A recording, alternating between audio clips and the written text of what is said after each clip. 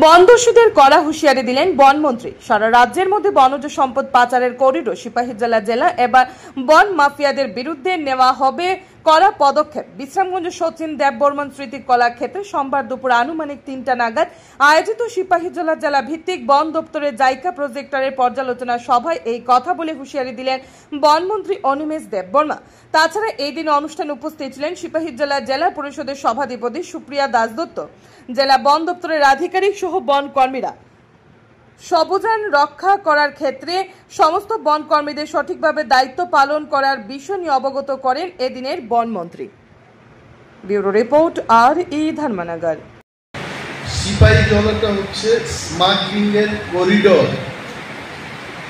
বনজ সম্পদ যে আমাদের রাজ্য এবং দেশের থেকে একটা করিডোরের মাধ্যমে বাংলাদেশ এটা পাচার হয়। এই করিডোরটা হচ্ছে সিপাহীজলা ডিস্ট্রিক্ট। বেশি সংখ্যায় এখানে ইলিগেল শ্রমিক। আজকে একবার সুমিত আমাদের ডিএফও উনি চলে যাবেন, সুমিতকে যখন এখান থেকে ট্রান্সফার করা হলো, কতজন শ্রমিক ওনার আমার বাড়িতে এসছে। Sumit I only note. গতকাল আমি দেখলাম যে 7টার সময় এক ঝাঁক লোক এসছে, কারণটাই প্রচণ্ড বৃষ্টি গতকাল আগেরটা। তারপর আমার যারা হেল্পার তারা বলেছে যে স্যার অনেক লোক এসছে আজকে। বললাম কেন, কত লোক হবে? বলছে মিনিমাম 30 থেকে 40 জন লোক হবে। আর বললাম এত সকালবেলায় 30-40 জন, 10-12 জন লোক হলে এটা ঠিক ছিল। 40 জন লোক আসবে কি ব্যাপার? শর্ট করে আমি আসলাম, দেখলাম পর্দাটা একটু এইভাবে খুলে আমি দেখলাম কতজন, 40 জনের বেশি হবে।